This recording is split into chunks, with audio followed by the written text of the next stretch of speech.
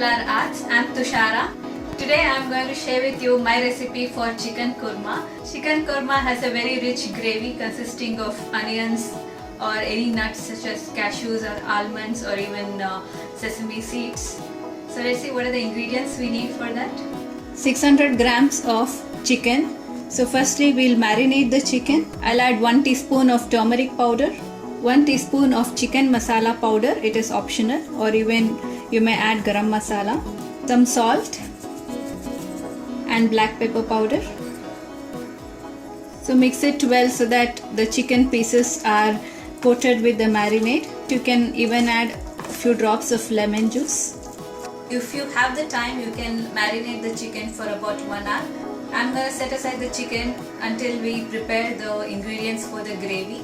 The ingredients that are required for the gravy are 1.5 cups of sliced onions, about 1/3 of a cup of grated coconut, 5 to 6 dry red chilies, 2 bay leaves, some cinnamon sticks, 7 to 8 cloves, a teaspoon of cumin seeds or jeera. I have soaked around 10 to 15 almonds and a handful of raisins. Instead of almonds, you can use cashew nuts also. So the other ingredients you might need are red chili powder, coriander powder or dhania, and a teaspoon of garam masala powder, a tablespoon each of ginger and garlic paste, some boiled and cubed potatoes, some cubed carrots, some sliced cabbages, boiled peas, and some coriander leaves. I also have here about 2 cups of water in which I had boiled the potatoes.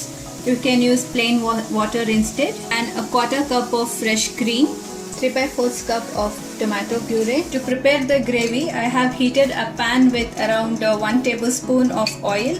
Into that, I'll also add a spoonful of ghee or clarified butter. Into the hot oil, I'll be adding all the dry spices first and fry it for about 1 minute. So next I'll add the sliced onions. I'll fry the onions till they become golden brown. Into the onions I'll add about half a teaspoon of onions have fried well and they have become golden brown. Now I'll be adding the grated coconuts and just fry it for a few more minutes. No need to brown the coconut. The ingredients for the gravy are ready.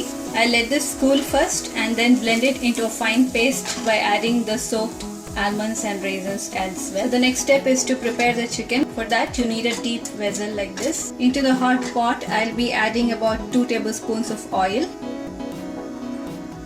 Into the hot oil I'll be placing the marinated chicken pieces. So I'll cover it and let the chicken was cooking in its own juices for about 10 minutes. Now all the water has evaporated. So into the oil that is left behind, I'll be adding a tablespoon each of ginger and garlic paste.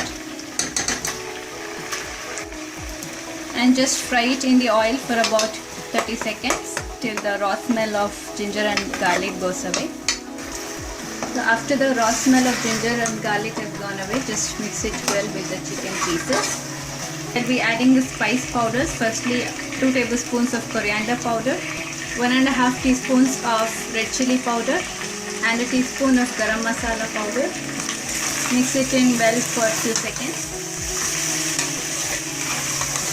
Next I'll be adding the sliced cabbage and cubed carrots, half a teaspoon of salt for the vegetables, and mix it in very well.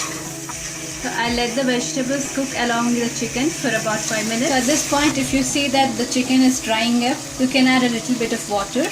So the next step is to add the 3/4 cup of tomato puree or chopped tomatoes. Mix it in and let the tomatoes cook for about 2 to 3 minutes. I had blended the gravy ingredients into a very fine paste with a little water.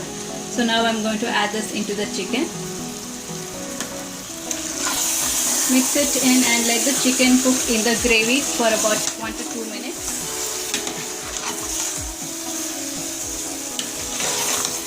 Next I'll add the starchy water in which I boiled the potatoes. It's about 2 cups.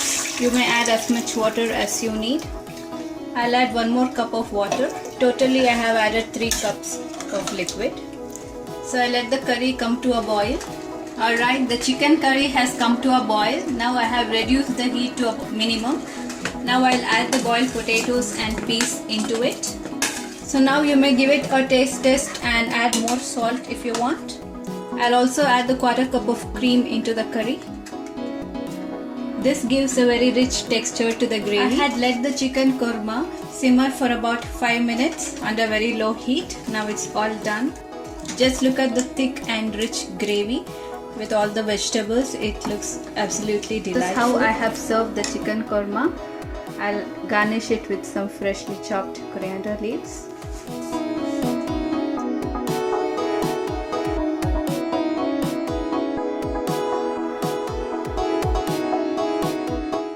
There is chicken and vegetables in one dish. You do not need any other sides or accompaniments. You just need some rice to go with it, or it also goes very well with chapati, roti or naans or other breads.